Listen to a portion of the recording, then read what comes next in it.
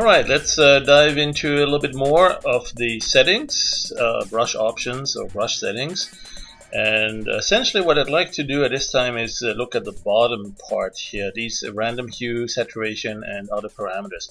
So basically if I choose red as the default color, what if I don't want it always exactly the same red? What if I randomly want it to change a little bit? So you can give it some random hue, just a tiny little bit, and some of the red will turn more orangey, some of it a little bit more purplish. And so if you give it a lot of random value here, you'll see it become a very different looking worm.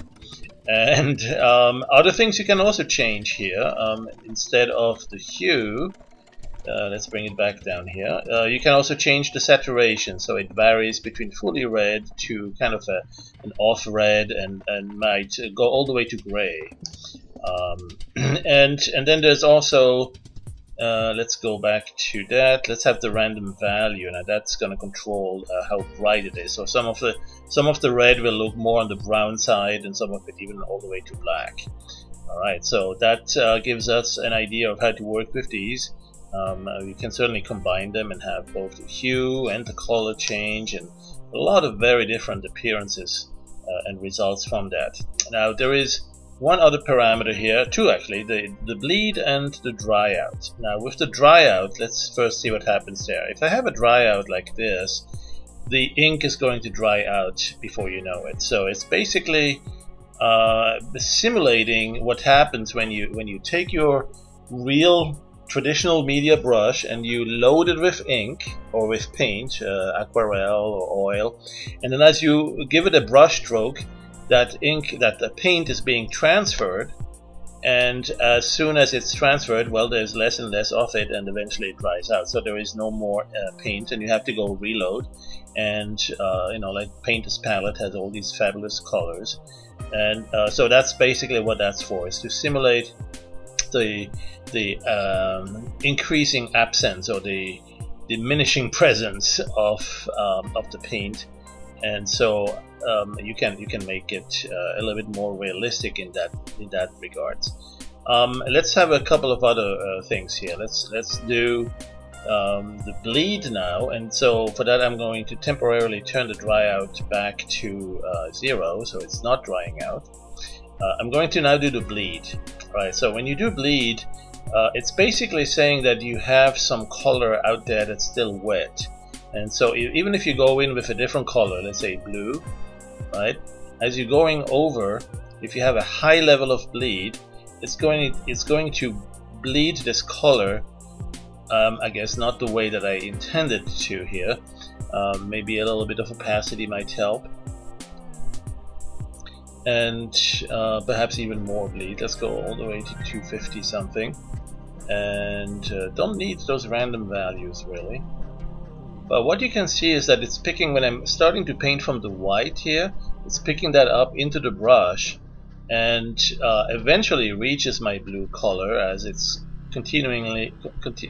continuously adds some more. But initially it's finding that there's a lot of white blending in. Now if I'm starting to paint on the red, then that's a different story. It will actually grab the red and gradually bleed the blue into it as well.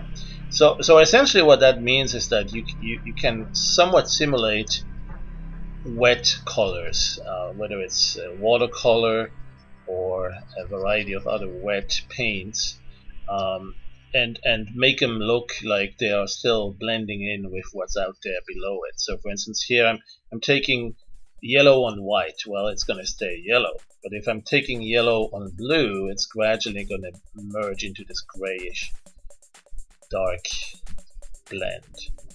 Alright, so that's one level of color simulation or pigment simulation, and actually we do have a number of presets that will work exactly on those. So when you go to the watercolors, maybe large watercolor, you'll see the bleed is in effect.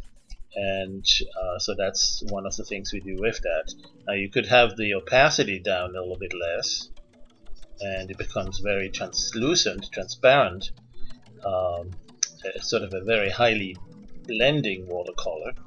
A couple of other presets you might find useful here. Tempera has some oils. Some of these will be wet in their appearance. Probably on the watercolor there might be a few others. Drying, translucent. Alright. So many of these will have a bleed factor, and some of them will also have a dry out, so the dry out factor might also be of interest there. Let's go and erase that and do a little bit more of this.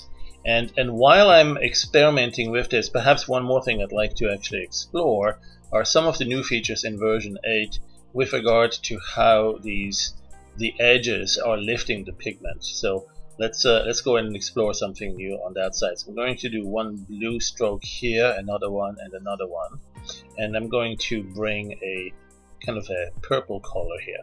And now I'm going to go over to the effects, and so there's a whole set of effects there, and you can see impasto and gel, and they're still transparent there, but there's also gouache and a couple of other watercolors. Okay, and so here's an interesting parameter to play with, also the edge level. So if you have, let's see, the lifting, the lifting is really what I wanted to explore. What that does is that lifts the pigments back in, and it sort of blurs it. Okay, it blends it across. So that's a little bit too much lifting. Let's give it a tiny little bit here. There you go. You can probably see that it's kind of blurring it across. Right, as if the pigments are kind of coming back in and blending and mixing around there. Let me zoom in so we can see that a little bit better. Alright, see here. Alright, can you tell here? So it's kind of a blurring effect by way of blending it as if it's still wet. Right. There you go. So that's the lifting. And if you give it a lot of that, and perhaps a different color, you can see what happens there. Right? Very nice. Right. Perhaps a little bit more opacity, or less of that.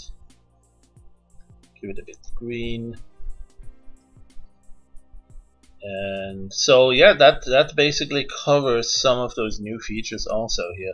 Let's go disable that for a second. Let's go back to the main parameters. So we've seen the random hue. Let's give it a little bit of that. Let's give it, and maybe we can stay on this enabled. There you go.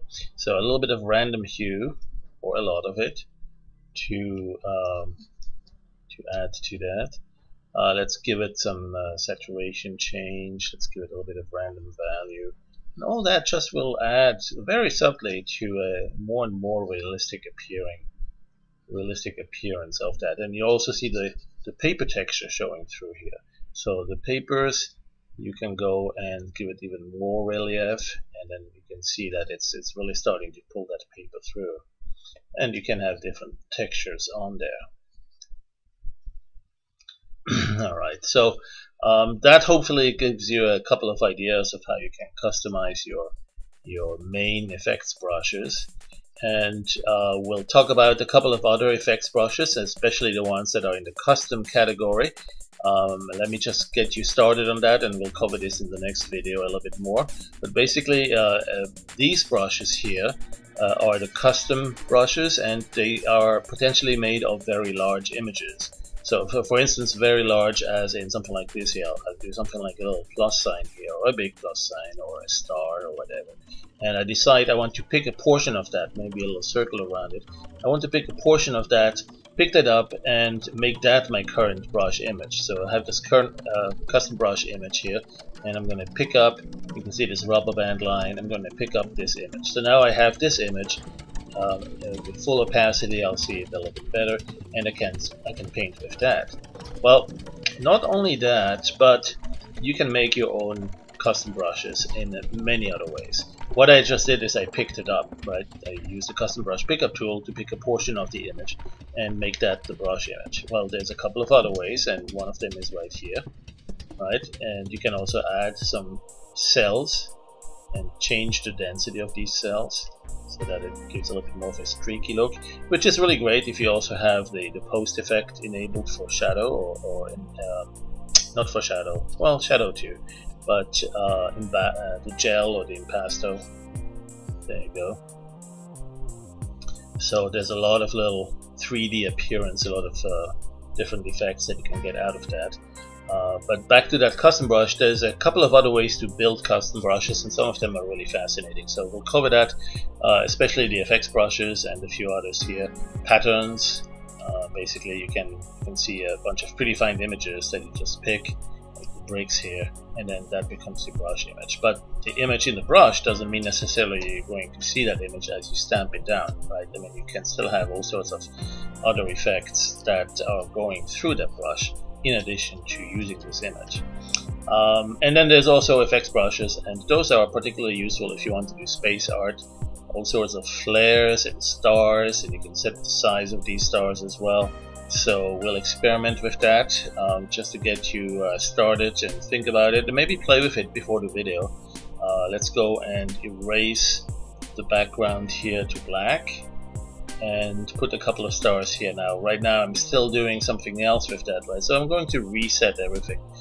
One way to do that is to just go with the custom, with an airbrush, something like this. So we're back to kind of a normal state, and we don't have all this post effect going. But now I'm picking up this custom brush here, and I'm starting to paint it right there. Right. So with custom brushes like these, one thing that you'll typically want to do is go back to the settings and set something like random positions. Random position will give you the stars going a little bit randomly off track, and that's where it's becoming more interesting, especially if you add something like oh, what can we add there? The mode of the brush, kind of a smearing mode, and that allows you to quite easily create something like star nebula, just painting around like so. Perhaps keep a couple more with the right button to smear it differently, and then so soon enough you have a very dense gas nebula of some sort, maybe something that comes with an explosion wandering into space.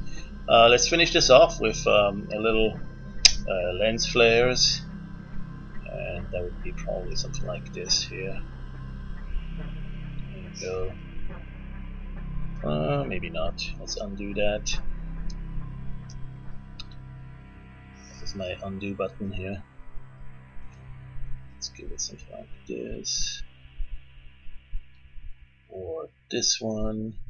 Maybe there's a couple of stars in here, right? It's a whole nebula full of new stars, and some old ones at the front here, right over there. So that's basically where we're heading with these custom brushes. Lots of custom brushes to explore, and even to edit and to animate. Even you can create animated sequences of these custom brushes. So the stars, the streaks on the stars will animate and twinkle and that sort of things. Right, that'll be for the next video.